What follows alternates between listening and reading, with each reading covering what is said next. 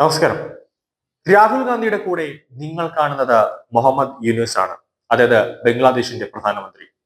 ബംഗ്ലാദേശിലെ അട്ടിമറിയിൽ ഏറ്റവും അധികം പങ്കുവഹിച്ചതും ഇദ്ദേഹം തന്നെയാണ്. ബംഗ്ലാദേശിലെ അട്ടിമറിയിൽ മുഹമ്മദ് യൂനൂസിനേക്കാൾ വലിയ പങ്കാണ് രാഹുൽ ഗാന്ധിക്കുള്ളത്. നിങ്ങൾക്കത് അന്വേഷിക്കാം. രാഹുൽ ഗാന്ധി വിദേശത്ത് പോയപ്പോഴെല്ലാം മിക്ക ഗൂഢാലോചനകളിലും അദ്ദേഹം മുഹമ്മദ് യൂനൂസുമായി കൂടിക്കാഴ്ച നടത്തിയിട്ടുണ്ട്. കൂടാതെ ജോസ് സോറസ് മുതൽ ഖലിസ്ഥാൻ സംഘടനകളെ വരെ രാഹുൽ ഗാന്ധി പിന്തുണയ്ക്കുന്നുണ്ട്. ഇപ്പോൾ വളരെ വേഗം അടുത്തൊരു നമ്പർ രാഹുൽ ഗാന്ധിയും സോണിയാഗാന്ധിയും രാജ്യത്ത് നടപ്പിലാക്കാൻ പോവുകയാണ്. അട്ടിമറിക്ക് വേണ്ടി മോദി സർക്കാരിനെതിരെ അതിഭീകരമായ ഗൂഢാലോചനയുടെ വല നെയ്ത്തിരിക്കുകയാണ് രാഹുൽ ഗാന്ധിയും സംഘവും. അട്ടിമറി നടത്താൻ ഖലിസ്ഥാൻ സംഘടനകൾ കർഷകരുടെ വേഷത്തിൽ ഡൽഹിയെ എല്ലാ ഭാഗത്തു നിന്നും തടയും. അതിനുശേഷം 8 കോടി നുഴഞ്ഞുകയറ്റക്കാർ ആയുധമെടുത്ത വിദ്യാർത്ഥി പ്രസ്ഥാനത്തിന്റെ പേരിൽ കോലാഹലങ്ങൾ സൃഷ്ടിക്കും. ഈ ജിഹാദികൾ രാജ്യത്തെ എല്ലായിടത്തും റെയിൽവേ ട്രാക്കുകൾ പിഴുതെറിഞ്ഞ് കളയുക തന്നെ ചെയ്യും. രാജ്യം മുഴുവൻ അത് തടസ്സപ്പെടും.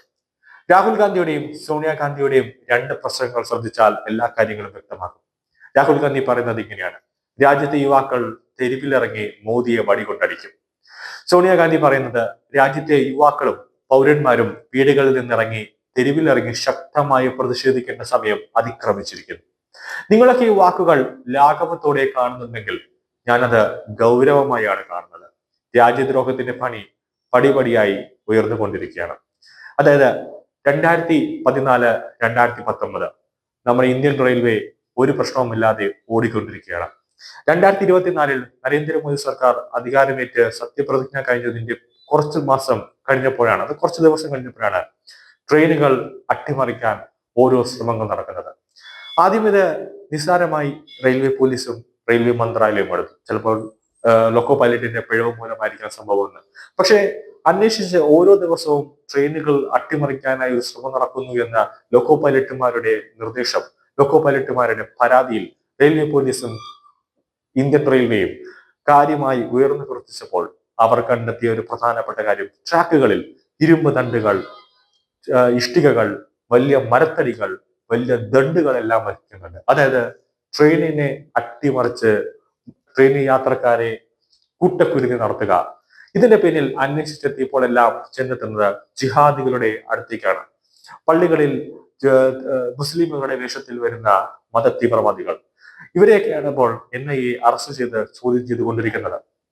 അപ്പോൾ മൂന്നാമതും നരേന്ദ്രമോദി സർക്കാർ അധികാരത്തിലെത്തിയപ്പോൾ എങ്ങനെയും നരേന്ദ്രമോദി സർക്കാരിനെ താടിയിറക്കി അസ്ഥിരപ്പെടുത്തുക എന്ന ഗൂഢലക്ഷ്യത്തോടെയാണ് രാഹുൽ ഗാന്ധിയും സോണിയാഗാന്ധിയും പ്രവർത്തിക്കുന്നതെന്നത് യാഥാർത്ഥ്യം.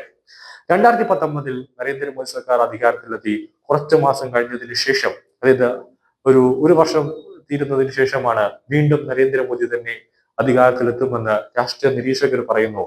കൂടാതെ എല്ലാ സംസ്ഥാനങ്ങളും കാവിയാൽ ഇങ്ങനെ പൊതിച്ചു വരുമ്പോൾ അപ്പൊ തന്നെ രാഹുൽ ഗാന്ധിക്ക് വിരളി പിടിക്കുന്ന ഒരവസ്ഥയുണ്ടായി. ഉടനെ അമേരിക്കയിൽ എത്തുന്നു. പിന്നെ രാഹുൽ ഗാന്ധിയെ ഡൽഹിയിൽ കാണുന്നതും പാർലമെന്റിൽ കാണുന്നതും വളരെ അപൂർവങ്ങളിൽ അപൂർവമാണ്. സമ്മേളന പ്രസംഗം പോലും രാഹുൽ ഗാന്ധി കാണാറില്ല. എവിടെയെന്ന് BJP MPമാരും അതുപോലെ തന്നെ കോൺഗ്രസ് നേതാക്കളും ചോദിക്കുമ്പോൾ സോണിയാഗാന്ധി പറയുന്നു രാഹുൽ ഗാന്ധി വിദേശത്താണ്. ശരിയാണ്, വിദേശത്ത് ചെന്ന് ഖലിസ്ഥാൻവാദികളെ കാണുന്നു, അതുപോലെ തന്നെ ജോസ് സോറസുമായി കൂടിക്കാഴ്ച നടത്തുന്നു. അതിന്റെയൊക്കെ ഫോട്ടോകൾ നമ്മൾ നവമാധ്യമങ്ങളിലടക്കം കാണുന്നതാണ്. ഇതെല്ലാം കണ്ടതിന് ശേഷമാണ് കൃഷിക്കാരെന്ന വ്യാജേന കുറെ ആളുകളെ ജോസ് സോറസിന്റെ NGO സംഘടനകൾ പൈസ കൊടുത്ത് റിക്രൂട്ട് ചെയ്ത് ഡൽഹിയിലേക്ക് എത്തിക്കുന്നത്. ഡൽഹിയിലേക്ക് എത്തിച്ച് രാജ്യത്തെ മുഴുവൻ അവരെ അസ്ഥിരപ്പെടുത്താൻ ശ്രമിക്കുന്ന രീതിയിലേക്ക് എത്തുന്നു. കേന്ദ്ര സർക്കാർ ചർച്ചയ്ക്ക് വിളിക്കുമ്പോൾ അവരാരും തന്നെ ചർച്ചയ്ക്ക് പോകുന്നില്ല. കാരണം കൃഷിയെ പറ്റി എന്തെങ്കിലും അടിസ്ഥാന കാര്യം അറിഞ്ഞാൽ മാത്രമല്ലേ ഒരു ചർച്ചയ്ക്ക് നമ്മൾ ഒരാളോട്ട് പോകുമ്പോൾ എന്തെങ്കിലുമൊക്കെ പറയാൻ പറ്റുള്ളൂ. അപ്പോൾ ചർച്ച നടത്തുന്നില്ല എന്ന രീതിയിലേക്ക് ഇവരെത്തുന്നു. ഇതെല്ലാം ഒരു ഗൂഢനീക്കത്തിന്റെ ലക്ഷ്യം രാജ്യത്തെ അസ്ഥിരപ്പെടുത്താൻ ഒരു നീക്കമാണ് രാഹുൽ ഗാന്ധി നടത്തുന്നത്. ഏത് രീതിയിലും മകനെ പിടിച്ച് പ്രധാനമന്ത്രി കസേരയിൽ പിടിച്ച് അവരോധനം നടത്താനാണ് അമ്മയായ സോണിയാഗാന്ധിയുടെ നീക്കം.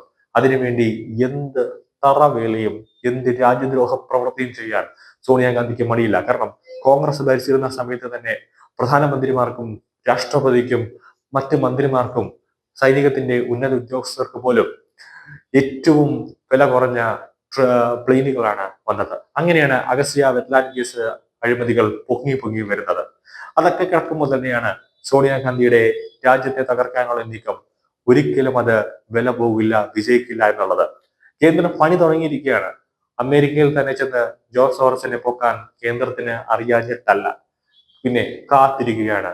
ഇനിയൊരു തെളിവിനെ കൂടെ ആവശ്യമുണ്ട്, നിർണായകമായ ഒരൊറ്റ തെളിവ് കൂടെ ആവശ്യമുണ്ട് സോണിയെയും രാഹുലിനെയും ജോർജ് സോറസിനെയും ഒന്നിച്ചിട്ട് പൊക്കാനായിട്ട്.